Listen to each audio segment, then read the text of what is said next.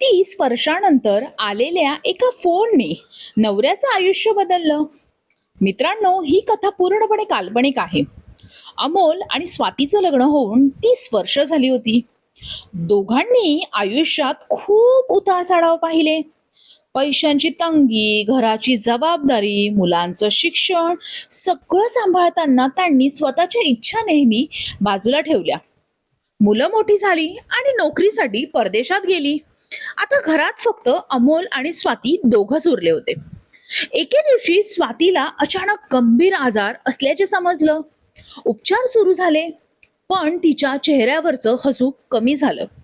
अमोल मात्र रोज तिच्या समोर हसत राहायचा.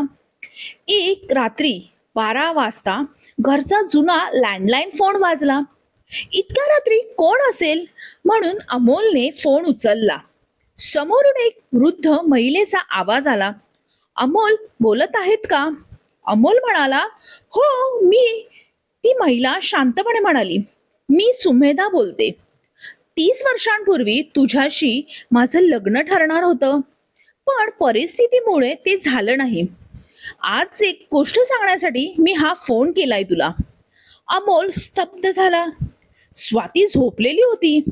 सुमेधा पुढे म्हणाली, त्यावेळी तू माझ्याशी लग्न न करता स्वातीची निवड केलीस. मला तुझा राग आला होता, पण काही दिवसांपूर्वी मी तुझ्या मुलाची मुलाखत पाहिली. त्याने सांगितलं की त्याच्या आई वडिलांनी स्वतःची स्वप्न सोडून त्याला कसं घडवलं. हे ऐकून मला जाणवलं की तू योग्य निर्णय घेतला होतास. काही क्षण शांतता होती. मग ती म्हणाली, माझे पती 2 वर्षांपूर्वी गेले. आज मी तुझ्याकडे काही मागायला फोन केलेला नाही आहे. फक्त एवढंच सांगायचं होतं की तू ज्या स्त्रियाची निवड केलीस तिची काळजी शेवटच्या श्वासापर्यंत घे. कारण आयुष्यात पुन्हा प्रेम मिळू शकतं, पण आयुष्यभर साथ देणारी व्यक्ती पुन्हा मिळत नाही. फोन कट झाला.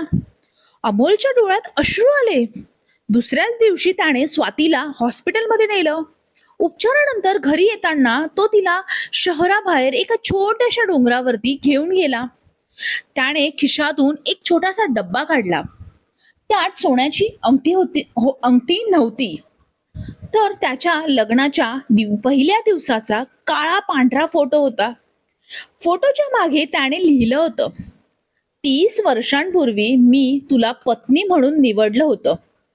आज पुन्हा तुला तुझ्याच संपूर्ण आयुष्य म्हणून निवडतो आहे. स्वातीच्या डोळ्यात आनंद अश्रू आले. काही महिन्यांपूर्वी तिची तब्येत सुधारली. काही महिन्यांमध्येच तिची तब्येत सुधारली. त्या दिवसांपासून दोघांनी दर महिन्याला एक नवीन ठिकाण पाहायचं ठरवलं.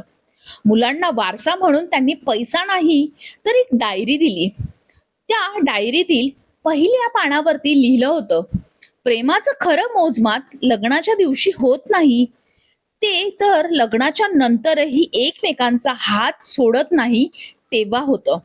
तर मित्रांनो, आजच्या या गोष्टीमधून आपल्याला ही एक शिकवण शिकायला मिळते की खरं प्रेम मोठ्या भेटवस्तूंमध्ये नसतं, ते संकटात साथ देण्यात, वर्षानुवर्ष एकमेकांसाठी उभं राहण्यामध्ये आणि प्रत्येक दिवशी पुन्हा एकदा मी तुझीच निवड करतो आहे असं म्हणण्यापासून म्हणण्यात असते.